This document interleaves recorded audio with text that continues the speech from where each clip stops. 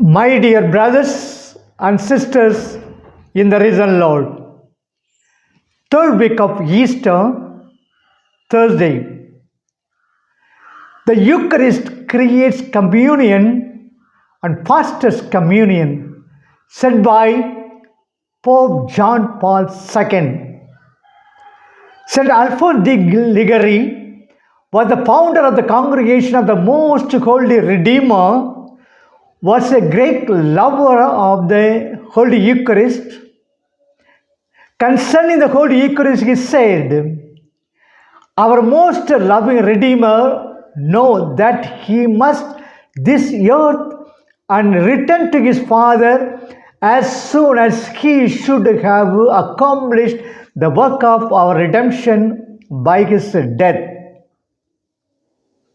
And seeing that the hour of his death was now come true, Jesus, knowing that his hour was come, that he should pass out of this world unto the Father." John chapter 13, verse 1. Would not leave us alone in this valley of tears. And therefore, what he did do, he instituted the most holy sacrament of the Eucharist, in which he left us his whole self.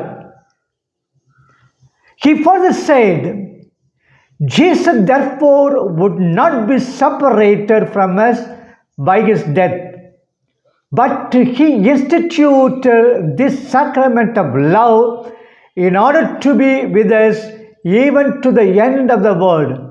Behold, I am with you even to the consummation of the world. Matthew chapter 28, verse 20. In today's gospel, Jesus declared that he is the heavenly bread, and the bread that he would give for the life of the world was his flesh. Let's note. First, flesh refers to his body. Jesus predicted and said that he would give his flesh, that is, his body, for the life of the world. The humanity which he assumed when he became flesh, he would offer it as a sacrifice for the world. His body was laid out as a victim for the sacrifice. Jesus was the Paschal Lamb on which the sins of the world were laid. He is the Passover Lamb who was slain for the protection of the people.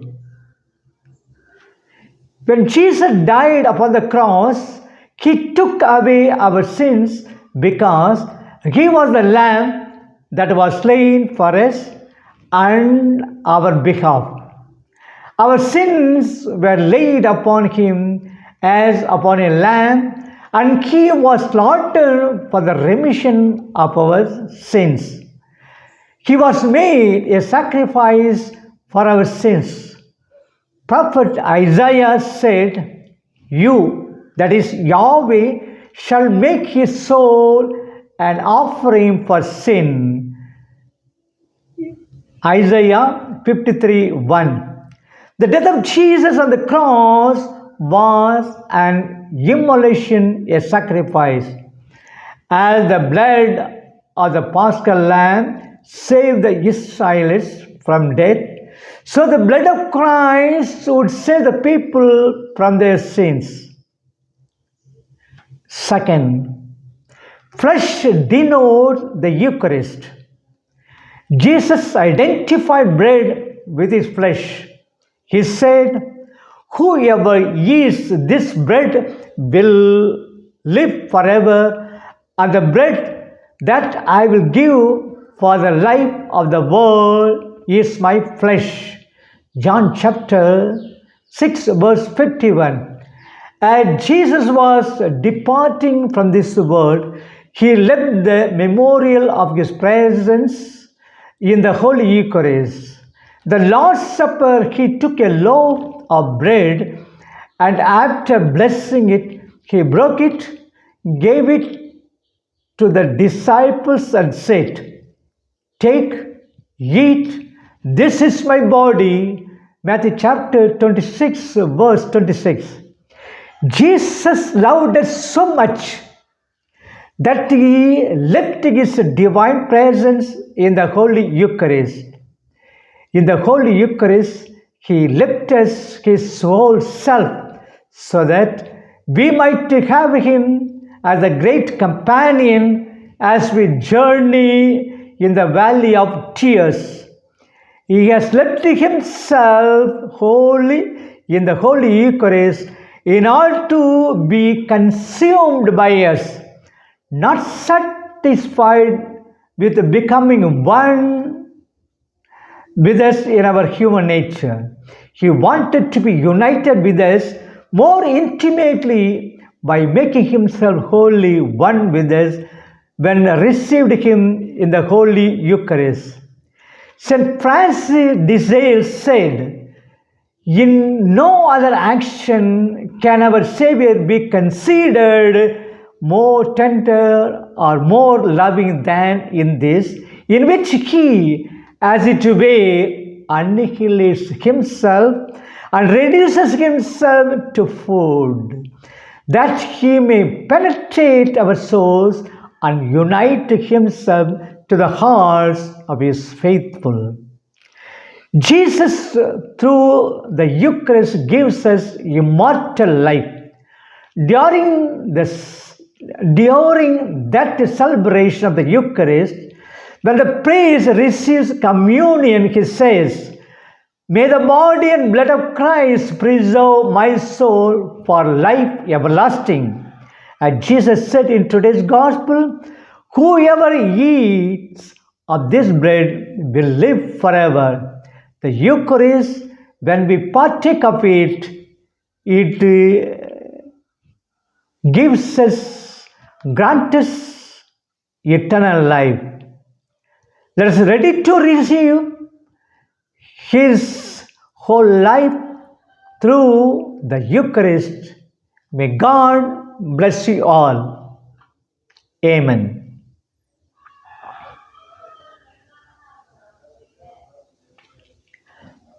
உயிர்த்த ஆண்டவர் இயேசு கிறிஸ்துவில் எனக்கு மிகவும் பிரியமான சகோதர சகோதரிகளே, பாஸ்கா காலம் 3ஆம் வாரம் வியாழன். புதிய ஏற்பாடு பழைய ஏற்பாட்டில் மறைந்துள்ளது என்றும், பழைய ஏற்பாடு புதிய ஏற்பாட்டில் விரிந்துள்ளது என்றும் புனித அகுஸ்தினார் கூறியுள்ளார். இது எந்த அளவுக்கு உண்மை என்பதை இன்றைய வாசகம் நமக்கு எடுத்து காட்டுகிறது. எசாயா நூலில் வரும் துன்புறும் ஊழியன் பற்றிய வாக்கியங்கள், எசாயா 53:8 உண்மையிலேயே இயேசு கிறிஸ்துவின் பாடுகளை பற்றிய ஒரு முன்னறிவிப்பே என்பதை பிலிப்பு எத்தியோப்பிய பொருள் அமைச்சருக்கு விளக்குகிறார். இதன் விளைவாக அந்த எத்தியோப்பியன் இயேசு கிறிஸ்துவை ஏற்று அவர் பெயரால் திருமுழுக்கு பெற்றுக்கொள்கிறார். பழைய ஏற்பாட்டின் நிறைவே புதிய ஏற்பாடு. தேர்ந்தெடுக்கப்பட்ட இஸ்ராயல் மக்களின் வாழ்வை மையமாக கொண்ட பழைய ஏற்பாடும், இயேசுவின் வாழ்வையும் படிப்பினைகளையும் அடிப்படையாக கொண்ட புதிய ஏற்பாடும் ஒன்றை ஒன்று நிறைவு செய்கின்றன. இறைவனின் வெளிப்பாடு ஒன்றே, அது 2 குறிப்பிட்ட காலகட்டங்களில் நமக்கு கிடைத்துள்ளது. எத்தியோப்பிய அன்னகன் திரு அவையில் சேர்ந்து திருமுழுக்கு பெற்ற முதல் புற இனத்தான் என்று சிலர் கருதுவர். நூற்று தலைவன் கொர்நேலியுவுக்குத்தான் இந்த பெருமை சேரும் என்று நினைப்பவர்களும் உண்டு. எப்படி இருப்பினும் முதல் நூற்றாண்டிலேயே நற்செய்தி எவ்வாறு பரவியது என்பதை இங்கே நாம் காண்கின்றோம். பாலஸ்தீனாவில் இருந்து எத்தியோப்பியா நெடுந்தொலைவில் இருந்த ஒரு நாடு. நற்செய்தி அங்கு வரை எட்டிவிட்டது என்பது நான் இங்கு தரப்பட்டுள்ள முக்கிய கருத்து. நற்செய்தியை கேட்டு திருமுழுக்கு பெற்ற எத்தியோப்பியன் கட்டாயம் அதை பிறரிடம் எடுத்துச் சொல்வான். பொருள் அமைச்சனாக அவர் இருந்ததால் இன்னும் எளிதாக அவன் நற்செய்தியை பிறருக்கு அளிக்க வாய்ப்பு பெற்றிருந்தான். வேத கலாபனைகளால் பரவிய நற்செய்தி செயல்வாக்குள்ள மனிதர்களாலும் பரவுகின்றது. நற்செய்தி பரப்பு இறைவன் பலதரப்பட்ட கருவிகளை பயன்படுத்துவதில் வியப்பில்லை. நாம் நற்செய்தி பரவ நற்செய்திக்காக என்ன செய்கிறோம்? எத்தியோப்பிய அன்னகன் மனம் மாற்றத்திற்கு உதவிய பிலிப்பு மட்டுமே அவருக்கு பின் இருந்து கொண்டே அவரை இயக்கியவர்களும் இருந்தார்கள். ஆண்டவரின் தூதர், ஆண்டவரின் ஆவியானவர். திருத்தூதர் பணி 8:26, 29, 39. இவர்களே அந்த தெய்வீக இயக்குனர். கொர்நேலியுவின் மனம் மாற்ற நிகழ்ச்சியிலும் இத்தெய்வீக இயக்குனர் தம் பங்கை செய்கின்றனர். திருத்தூதர் பணி 10:3-19. மனம் மாற்றங்களை ஏற்படுத்துவர் இறைவனே என்பது இதன் பொருள். மனிதன் இன்னொரு மனிதன் மனம் மாற்றம் பெற ஒரு சாட்சியாக, தூண்டுதலாக, எடுத்துக்காட்டாக இருக்கலாம். ஆனால் இறைவன் ஒருவர் மட்டுமே உள்ளங்களை ஆட்கொண்டு அங்கே மாற்றங்கள் செய்யக்கூடியவர். அதனால் தான் இயேசு தூய ஆவி உங்கள் மேல் வரும்போது அவரது வல்லமை பெற்று எருசலேமிலும் யூதேயாவிலும் யூதேய சமாரியா முழுவதிலும் மண்ணுலகின் இறுதி எல்லை வரைக்குமே நீங்கள் சாட்சிகளாய் இருப்பீர்கள். திருத்தூதர் பணி 1:8 என்றார். எத்தியோப்பிய அன்னகன் தன் மனம் மாற்றத்தின் அறிகுறியாக திருமுழுக்கு பெறுகிறான். இது இயேசுவின் பாடுகள், மரணம், உயிர்ப்பு ஆகிய தெய்வீக நிகழ்ச்சிகளின் பலனை தன்னகத்தே கொண்டுள்ள ஒரு அருட்சாதனம். திருமுழுக்கு இயேசு கிறிஸ்துவில் நாம் பெறும் ஒரு புதிய வாழ்வை குறிக்கிறது. நாம் கழுவப்படுகிறோம். 1 கொரிந்தியர் 11. புதுப்பிறப்படைகிறோம். தீத்து 3:5. இயேசு கிறிஸ்துவோடும் ஏனைய கிறிஸ்துவர்களும் ஒன்றுபடுத்தி திரு அவை என்ற கிறிஸ்துவின் உடலில் நம்மை ஓர் அங்கமாக்குவது இந்த திருமுழுக்கு என்னும் திரு அருட்சாதனம்தான். 1 கொரிந்தியர் 12:13, கலாத்தியர் 3:27. நம் திருமுழுக்கில்தான் வார்த்தைப்பாடுகள் புதுப்பிக்கப்படுகின்றன. நம் திருமுழுக்கில்தான் வார்த்தைப்பாடுகளை புதுப்பிப்போம். நற்செய்தி யோவான் இயல் 6 இறைவாக்கியங்கள் 44-51. வானினின்று இறங்கி வந்த உணவு நானே. யோவான் இயல் 6 இறைவாக்கியம் 41 என்று இயேசு கூற, யூதர்கள் தங்களுக்குள்ளே முறுமுறுக்கின்றனர். தச்சன் சூசையின் மகன் எவ்வாறு வானினின்று இறங்கி வந்தவராவர்? யோவான் இயல் 6 இறைவாக்கியங்கள் 41-43 என்ற கேள்வி அவர்களை உறுத்துகிறது. அதற்கு இயேசு அளித்த பதில் இன்றைய நற்செய்தி பகுதியாகும். கடவுள் நம்மை ஈர்க்கிறார். தமிழ் பக்தி இலக்கியங்களில் வரும்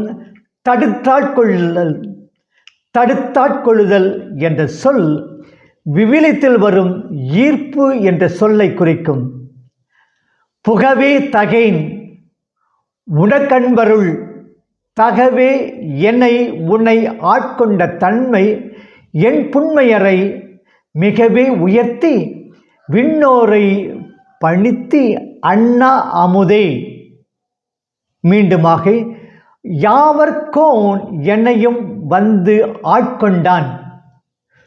போற்றி என்போலும் பொய்ய தம்மை ஆட்கொள்ளும் வள்ளல் என்று திருவருட்பா பாடுகின்றது என்பது போன்ற சொற்கள் நாம் இறைவனை எதிர்த்து நின்ற நிலையிலும் அவர் தம்பால் கருணை கொண்டு நம்மை தம்பால் ஈர்க்கிறார் என்று பொருள் தருகின்றன. முடிவில்லா அன்பினால் உன்மேல் அன்பு வைத்தோம், ஆதலால் உனக்கு தொடர்ந்து அன்பு செய்கிறோம். எரேமியா 31:3 என்ற தொடரில் ஈர்ப்பு என்ற பொருள் வருவதனை காணலாம். இரும்பு காந்தத்தின் ஈர்ப்புக்கு பணிகிறது. அதுபோன்று இறைவனின் தொடர்ந்த அன்பாகிய காந்தத்தால் நாம் இழுக்கப்படுகிறோமா, அல்லது உலகம் மாயையான காந்தத்திற்கு அடிமைகளாய் கிடக்கிறோமா? கடவுள் நமக்கு கற்றுத்தருகிறார். இறைவாக்கினர் இறைவனை நல் ஆசானாகவே காண்கின்றனர். உன் மக்கள் அனைவருக்கும் ஆண்டவரை போதிப்பார். எசாயா 54:13. அந்நாள் வரும்போது நாம் இஸ்ராயேல் வீட்டாரோடு செய்ய போகும் உடன்படிக்கை இதுவே. நமது திருச்சட்டத்தை அவர்கள் உள்ளத்தில் பதிப்போம், அவருடைய இதயங்களில் மேல் அதை எழுதுவோம். அனைவரும் என்னை அறிந்து கொள்வார்கள். எசேக்கியேல் 31:34. இதையே நம் ஆண்டவரும் தூய ஆவியான துணையாளரை உங்களுக்கு எல்லாம் அறிவுறுத்துவார். இதுவே தூய ஆவியான துணையாளர் உங்களுக்கு எல்லாம் அறிவுறுத்துவார். நான் உங்களுக்கு கூறியதெல்லாம் நினைவூட்டுவார். யோவான் 14:26, 16, 12, 14 என்ற சொற்களில் தெளிவுறுத்துவார். யோவானும், நீங்கள் தூய ஆவியால் அருள் பொழிவு செய்யப்பட்டிருக்கிறீர்கள், ஆகவே ஒருவரும் உங்களுக்கு கற்பிக்க தேவையில்லை, அவரது அருள் பொழிவே உங்களுக்கு எல்லாவற்றை குறித்தும் கற்பித்து வருகிறது. 1 யோவான் 2:2-27 என்பார். கடவுளை, இயேசுவை, ஆவியாரை நம் ஆசிரியராக ஏற்போமா, அல்லது நமக்கு வேறு ஆசிரியர்கள் உண்டா? இன்னொரு யார்? கடவுள் நமக்கு வாழ்வு அளிக்கிறார். உலகம் உய்வதற்காக தன் தசையையே பலியாக்குகிறார் இறைவன். 6:51. இறைவன் விருப்பம் நாம் என்றே வாழ வேண்டும் என்பது. அவருடைய இரக்கத்திலே, அவருடைய தசையிலே, அவருடைய சாவு உயிர்ப்பிலே நமக்கு வாழ்வு கிடைக்கிறது. திவ்ய நற்கருணை நமக்கு வாழ்வளிக்கும் உணவாக அமைகிறதா, அல்லது தண்டனை தீர்ப்பாகவே இருக்குமா?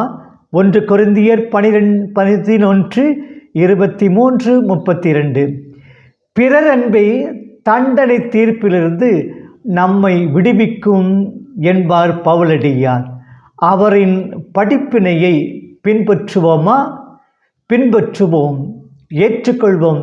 ஆண்டவர் இயேசுவினுடைய அருட்சாதனமான திவ்ய நற்கருணையில் இயேசு உடனிருக்கிறார், என்னை வாழ வைக்கிறார் என்று நம்புவோம். நமது நம்பிக்கையை விரிவாக்குவோம். ஆண்டவர் இயேசு என்றென்றும் நம்மை நிறைவாக ஆசீர்வதிப்பாராக. ஆமேன்.